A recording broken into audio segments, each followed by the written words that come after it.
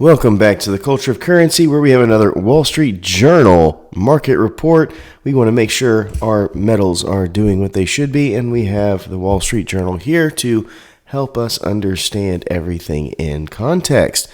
This video is brought to us by APMEX, the American Precious Metals Exchange.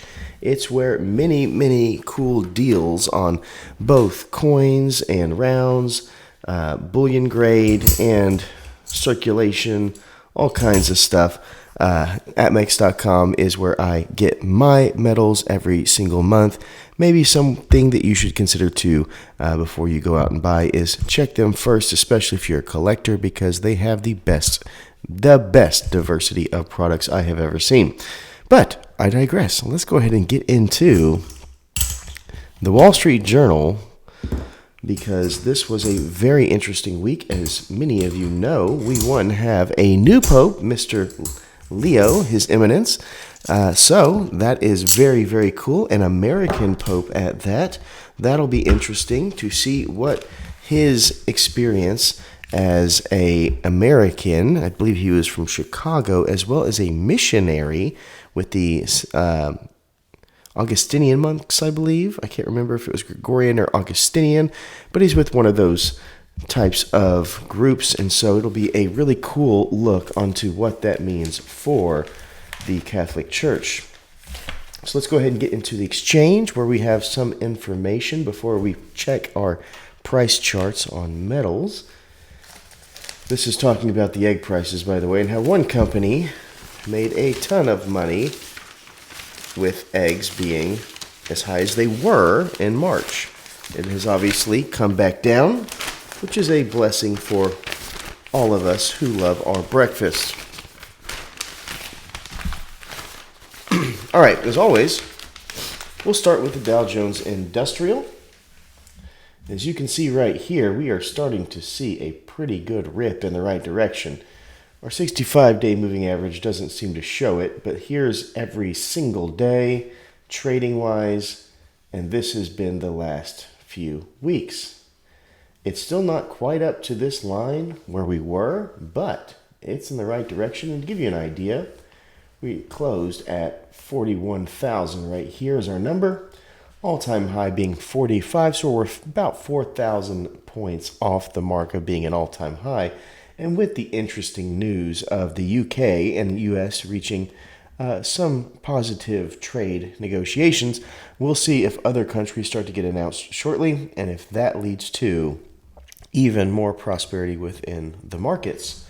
S&P 500, we have right here at 5659 is a closing number, all-time high being 6144.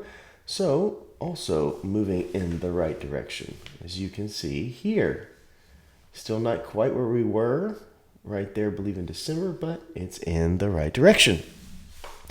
And now, of course, the NASDAQ Composite, which is a bit more volatile. 17.9 is what we see here, all-time high being 20. And once again, a pretty big upswing. So things are moving in the right direction, which is a good sign. One that will be fun to track over time is right here, the Forex race. And this is comparing the euro versus the yen versus the dollar, which right now is not very favorable. I tried to highlight it in green. See it here where we're kind of closed. The yen being a little bit on top of the euro, the dollar value being there.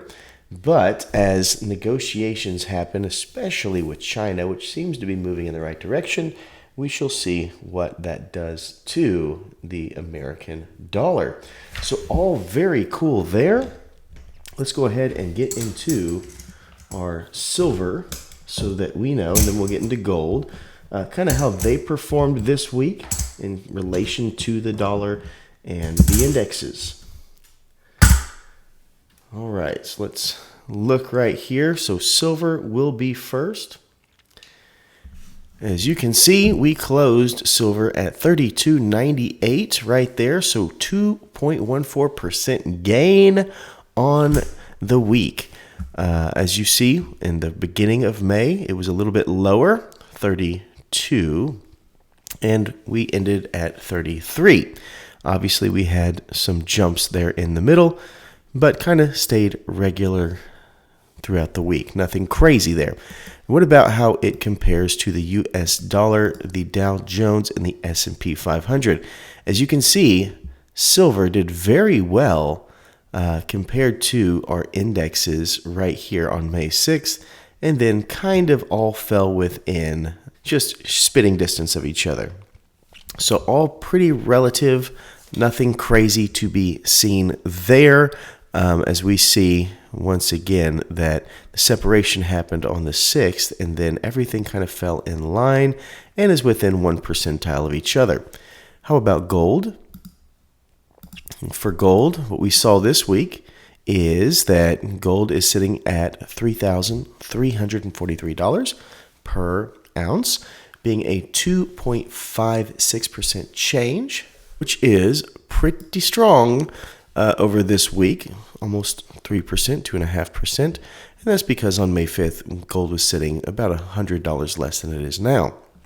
Now, how does that look versus the US dollar, the Dow Jones, and the S&P?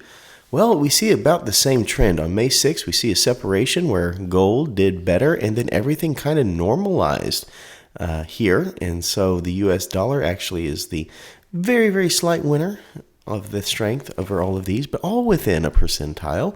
Nothing crazy here. So that's interesting. As the markets begin to stabilize, we see that gold and silver somewhat found a norm as well over this week. Is that a trend? Is that something that we will see continue? We'll have to pay attention next week to find out. But that's what we have for you today. Hope you enjoyed, as always, and I hope you remember to stay classy and current with the culture of currency.